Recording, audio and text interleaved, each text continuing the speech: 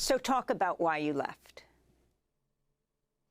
Well, I originally registered my concerns in writing to the High Commissioner in March, as you heard from that statement, in the wake of a wave of human rights violations on the West Bank, including the pogrom in Hawara at that time. And at that time, I complained really about what I saw as a trepidatious response by many in the United Nations and an effort to try to silence some of the human rights critique of UN officials, including myself.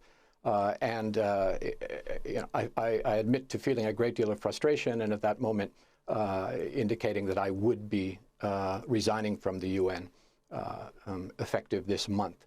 So, of course, the situation got much worse since then, which is why I was, particularly the events in Gaza, which is why I was compelled to write this latest letter to the High Commissioner to put on record my very serious concerns about how we were failing to address the unfolding events in the occupied territories.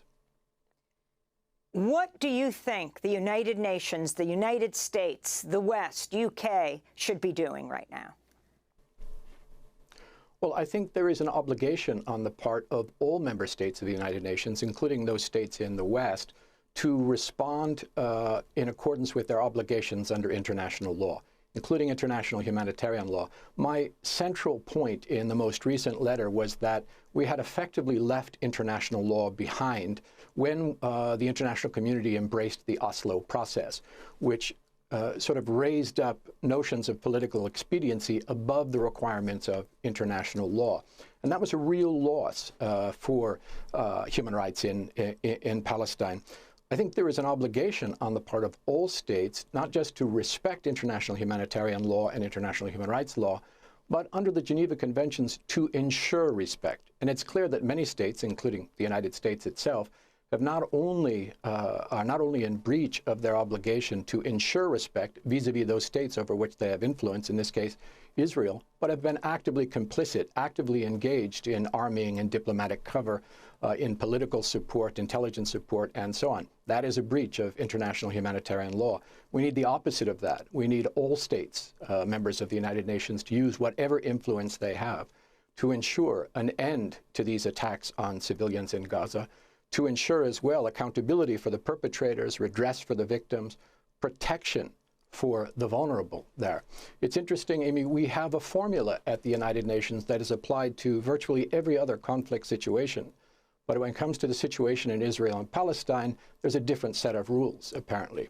And that's, I think, a big source of my frustration. Where is the transitional justice process? Where is the UN protection force to protect all civilians? Where is the tribunal for accountability? Where is the action on the part of the Security Council, the only mechanism in the United Nations that has enforcement to ensure protection in the occupied territories? Obviously, every effort in the Security Council is vetoed by the United States itself, and further indication of the kind of complicity about which I am referring.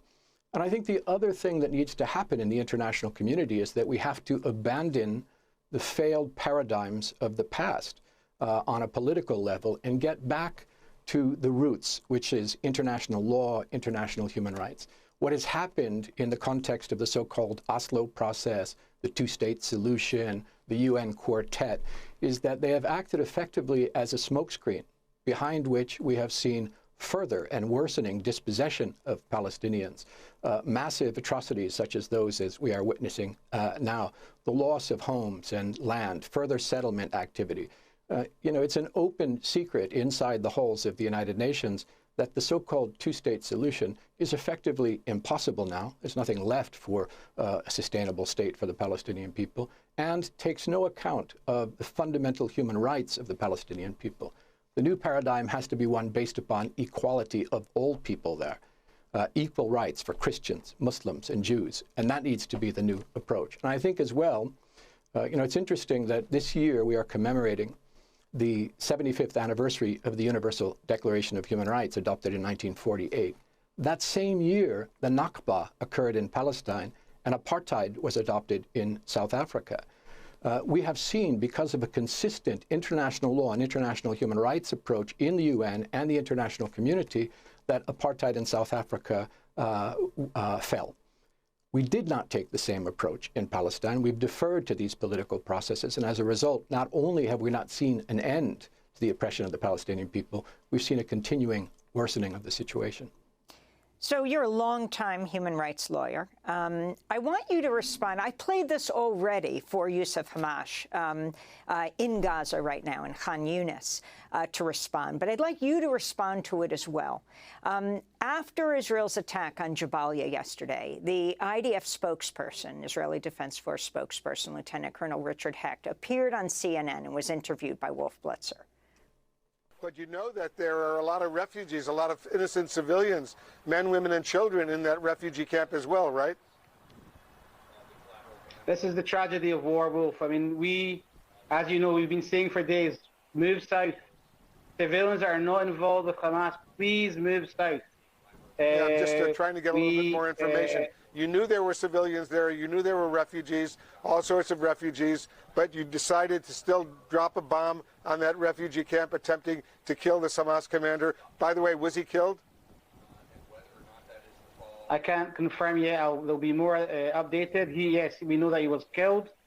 About the civilians there, we're doing everything we can to minimize. So he's saying they're doing everything they can to minimize. He's talking about Ibrahim Biari, whom Israel's identified as Hamas's commander of the Jabalia Center Battalion, saying that he was killed in those recent strikes. Can you respond to every aspect of what he said? They were trying to get a high-value target, as they put it, and they are not trying to kill civilians. Well, I think what's important in that interview is that is another of many indications of intent on the part of Israeli authorities that will be very important in a court of law.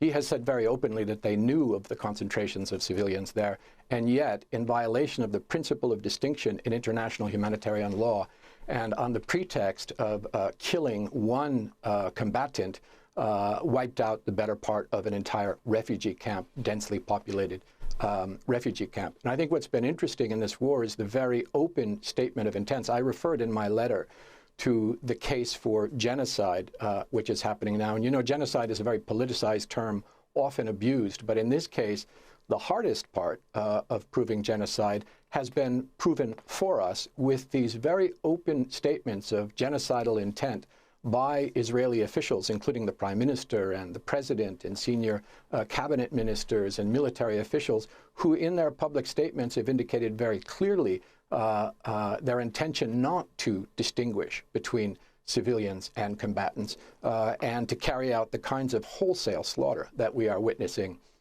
in Gaza. That is not a justification in international law, saying that there was a combatant there for that very disproportionate use of firepower against what was a civilian target. And that's what we've been seeing in all of Gaza, from the north to the south. The other thing is this claim that, well, we told them to move south, and therefore we can kill everybody who didn't move.